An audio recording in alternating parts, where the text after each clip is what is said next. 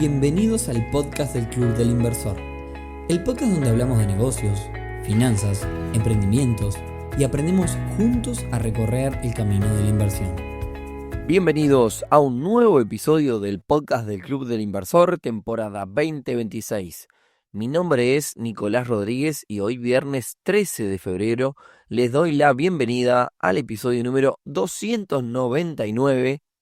Estamos a nada del episodio 300, que como todo episodio que termina en 9, es un episodio en el que respondemos preguntas que ustedes nos hacen por mail, en las redes sociales.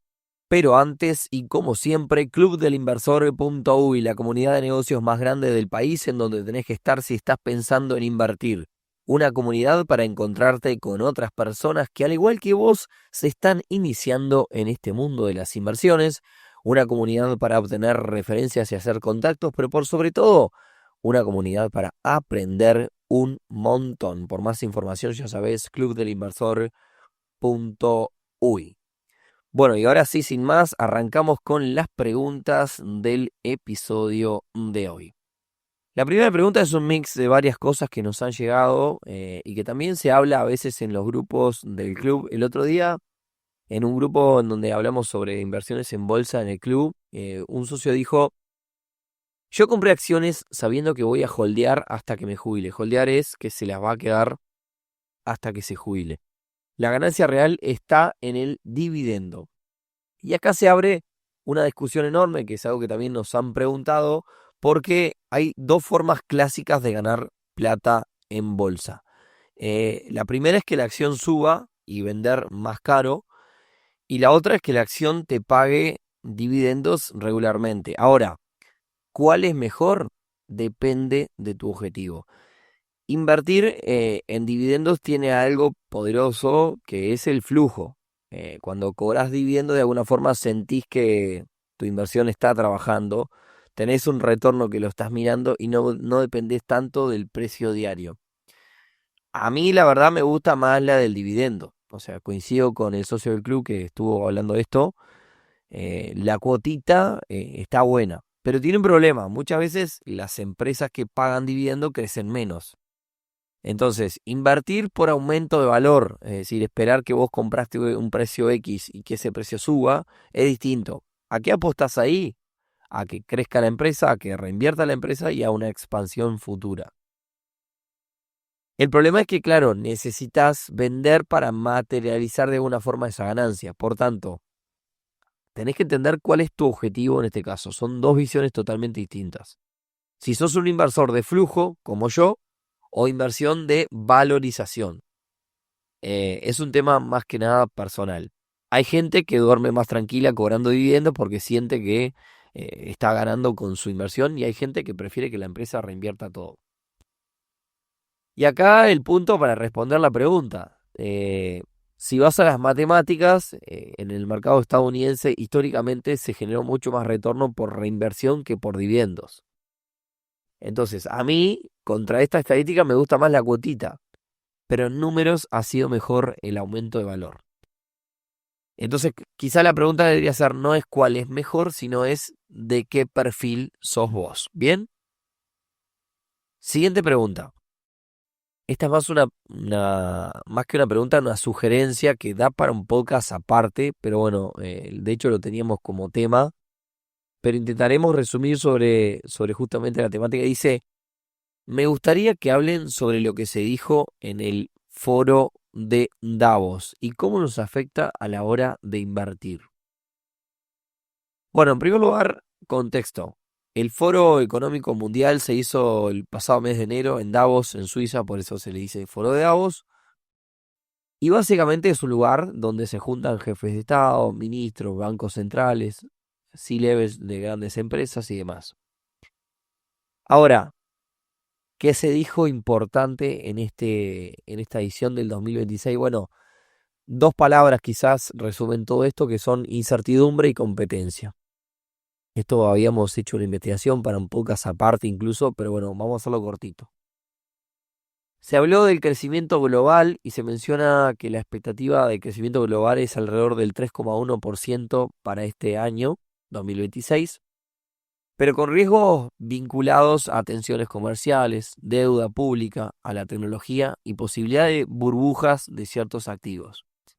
¿Qué significa esto para todos nosotros? Que bueno, que hay que tomar más precaución al invertir, ser más selectivo y creer menos en que todo va a subir siempre y subirse a la ola de las cosas. Más allá de esto, quizás el tema principal que se trató justamente en el foro, que es lo que todos estamos viendo en el mundo, que es la confrontación geoeconómica y quizás ese es el principal riesgo para este año. La preocupación crece por el uso de herramientas económicas como herramienta de presión como arma. Tarifas, restricciones de inversión, aranceles, control de recursos y demás. Ahora, ¿cómo nos pega esto como inversores? Y bueno, depende del sector en el que inviertas. Sectores vinculados a energía, defensa, ciberseguridad y logística quizás pueden verse favorecidos, mientras que otros van a sufrir más costos y más regulación. Y por ahí un mega resumen, para no estar todo el podcast hablando de este tema, de justamente lo que se habló en el foro de Davos. Y ahora voy con una que nos hicieron un montón de veces en distintos formatos, en distintos medios, y que la resumiría como: ¿qué pasó con la emisión de Saint-Germain en Crowder? ¿Cómo le afecta esto al ecosistema? Primero los hechos, contexto. Aunque es una noticia que recorrió la prensa toda la semana, la empresa Product de France, dueña de las marcas Saint-Germain y Piensa Italia, que había realizado una emisión en Crowder, proyecto del que ya he hablado en este podcast un montón de veces, incumplió con los pagos que debía realizar. Vamos en orden cronológico. En el mes de enero debían realizarle un pago de honorarios a Crowder, a la misma plataforma, que no lo hicieron. Y luego, a finales del mes de enero, también incumplieron con el pago de la cuota a los inversores de la propia emisión. Debido a estos incumplimientos, ya con el primer incumplimiento, los primeros días de enero, se iniciaron las intimaciones y procesos correspondientes.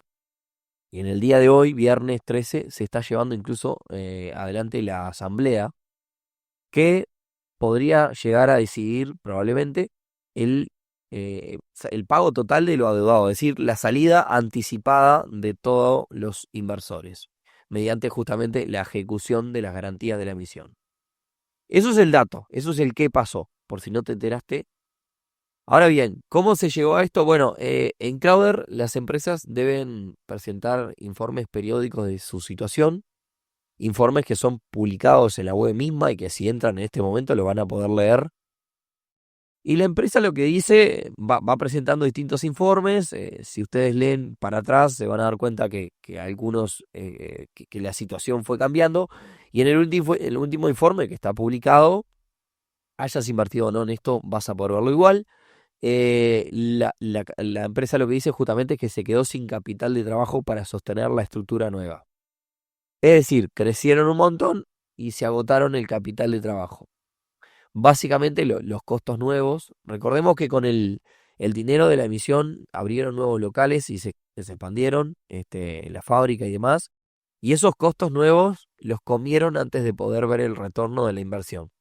Cuando uno invierte en un negocio, el retorno no es en el cortísimo plazo, sino que se demora en ver ese retorno. Sin embargo, los costos, si uno se expandió y abrió nuevos locales, es probable que sí aumenten en el cortísimo plazo. Entonces, ahí va a haber un desfasaje. Para ese desfasaje se va a necesitar el working capital o capital de trabajo, y la empresa lo que dice en el informe es que se quedó sin eso y que justamente no puede afrontar los costos, y eso llevó a una bicicleta de no poder ni siquiera afrontar los pasivos que tiene para afrontar. ¿Podía pasar esto con alguna emisión? Sí, cuando vos prestás dinero a empresas, en alguna te vas a enterrar. Ahora, ¿qué es lo que opino? Y creo que todos los que nos están escuchando en este momento coincidirán. Es durísimo para el proyecto que esto suceda ahora, entre las primeras emisiones. Es decir, esto te puede pasar, pero no podía pasar ahora, porque el fantasma de todo lo sucedido en estos últimos años todavía anda en la vuelta, y este no era un momento para que pase más nada. Tiene que andar todo bien. Entonces esto afecta muchísimo y pone en riesgo al proyecto Crowder. Por supuesto, también al ecosistema, al Banco Central y a la credibilidad de todo el sistema. No tengo dudas que estas cosas ahuyentan a las personas de invertir, le pegan hasta a vos que nos estás escuchando acá en este podcast. Hay que ver si el ecosistema se sostiene con los que quedan, porque invertir siempre es necesario. Podés empatar, ganar o perder, pero si no invertís, seguro vas a perder por todos lados. Entonces, es un tema obligatorio. Ahora bien, también hay que dar otro dato importante. En este momento, si ustedes van a Crowder y entran a la plataforma crowder.fund, hay 2 emisiones abiertas en curso. Una de riesgo muy pero muy bajo, que le da la oportunidad al público de entrar en activos como las letras de regulación monetaria con muy poco dinero. Y otra que es para entregarle financiamiento a una empresa que trabaja con financieras, con una tasa de mayor riesgo. Por tanto, hoy en la plataforma, si sos una inversora o inversor conservador, tenés oportunidades y si te gusta el riesgo también lo tenés. ¿Qué es lo que está pasando? Si quieren, entren en la plataforma y se van a dar cuenta de lo que estoy diciendo. La emisión conservadora ha recaudado muy poco dinero. No le está yendo para nada bien. Mientras que la de mayor riesgo van 2 días y ya lleva el 15% completa en estos primeros 2 días. Entonces hay que hablar de esto también. A la gente le gusta el riesgo o quizás la gente entiende a Crowder como algo para invertir en mayor riesgo. Eso es un poco lo que el mercado está diciendo. Ahora, cuando hay mayor riesgo, hay más chances de que pasen estas cosas feas, ¿bien? Entonces, bueno, ahí hay que nivelar. Creo que tenemos que empezar a entender que si vamos a invertir a tasas altas, estas cosas en algún momento pueden pasar. Y con eso cierro el tema, después lo mantendremos con novedades a medida que avance justamente este tema. Siguiente pregunta. Esta pregunta está buena, dice, pensando en mi retiro, leí que Elon Musk, el propietario de Tesla, ex Twitter y demás, habló de que no va a ser necesario ahorrar para el retiro. Y me preguntan acá, ¿da para debate? Bueno, creo que sí da para un montón de debate. Lo que dijo básicamente, por si no escuchaste, es que en 10 o 20 años los ahorros para la jubilación no van a importar, porque la inteligencia artificial, la robótica y otras tecnologías van a crear un mundo de abundancia donde el dinero, la escasez y por ende la necesidad de ahorrar para el retiro van a dejar de ser tan relevantes. La lógica de la cual habla es que todo va a ser tan accesible que no se va a necesitar tanto dinero, y de ahí también tiró otra bomba y dijo que el trabajo va a ser opcional, no va a ser obligatorio.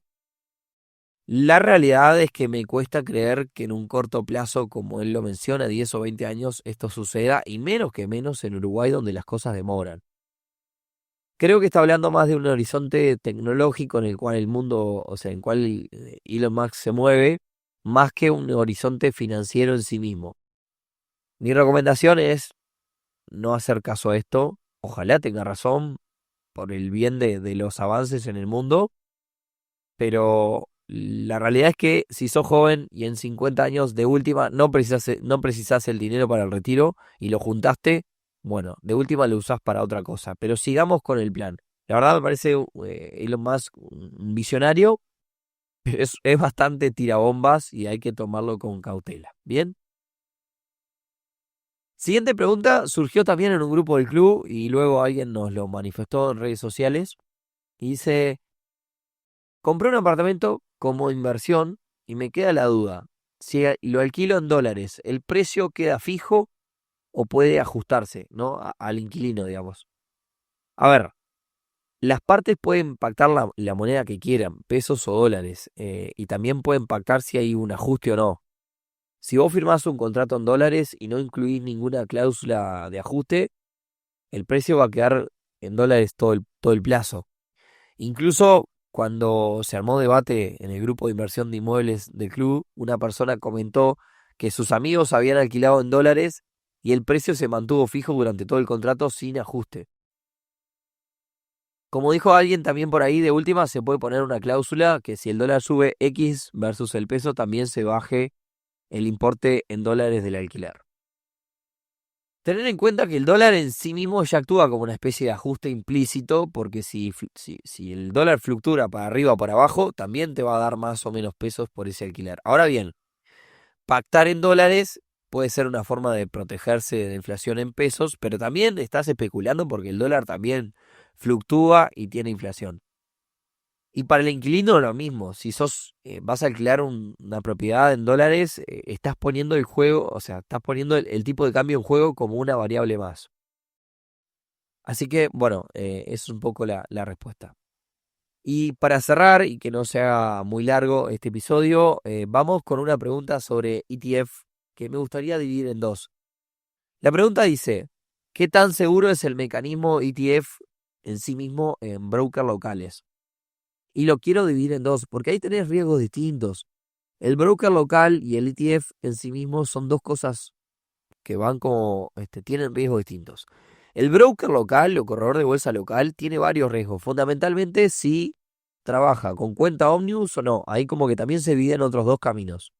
Si nunca escuchaste este concepto de cuenta Omnibus, básicamente es si el broker abre una cuenta única para todos sus inversores y vos sos uno más de esa cuenta, o si cada inversor del corredor de bolsa tiene una cuenta en el broker que realiza la inversión. Es decir, el broker local realiza una inversión en bolsa y en esa inversión que realiza, si usa el modo de cuenta Omnibus, va a abrir una única cuenta en otro broker o en donde esté realizando la inversión. Y ahí todos los inversores van a estar dentro de esa cuenta. Después, la división lo va a hacer en la interna. En cambio, si te abre cuenta única por cada inversor, cada inversión que realice ese broker va a estar a tu nombre. Entonces, en el día de mañana desaparece el broker local y vos tenés una inversión a tu nombre. En el caso de la cuenta Omnibus, desaparece el broker local y ahí va a haber que ver qué le corresponde a quién y quién va a seguir llevando esa gestión de alguna forma, por así decirlo. Entonces, esa es la diferencia de riesgo con los brokers. Ahora, por otra parte está el riesgo en sí del ETF, que también tiene riesgos, aunque en general son vehículos mucho más seguros que ir justamente invirtiendo uno por uno en las acciones que vos quieras invertir. Pero también la seguridad depende del subyacente que tengan. No es lo mismo un ETF que sigue bonos de clase A un ETF que sigue a bonos de países emergentes, como se le dice, países muy subdesarrollados. Entonces, depende, el riesgo también depende de a qué esté apuntando el ETF. Por otra parte, también, a diferencia de otros activos, los ETF no están garantizados por ningún organismo. Entonces ahí podríamos hablar de seguridad. Pero en general, a mi entender, el ETF va a depender su riesgo de lo que tenga adentro, a qué sea el activo, el subyacente que tenga adentro lo que esté siguiendo. ¿Bien? Y con esto, bueno, nada, dejamos por el día de hoy el episodio acá de preguntas. Recordá que si querés que respondamos tus preguntas, todos los episodios que terminen en el número 9, es decir, 299, ahora el próximo va a ser el 309, vas a poder escribirnos en redes sociales o por mail o por el medio que tú quieras y dejarnos una pregunta, quizás un poco más extendida, porque este es un medio donde tenemos un poco más de libertad y más de tiempo, para que en el próximo episodio 309 te respondamos esa pregunta. Y con esto espero que tengan un gran fin de semana. Si querés compartirlo como siempre con otras personas nos ayudas un montón. Para aquellas personas que van a disfrutar de la semana de carnaval y irse de vacaciones, también desearles un buen descanso y nos escuchamos entonces el próximo viernes en un nuevo episodio del podcast del Club del Inversor. Chau, chau para todos.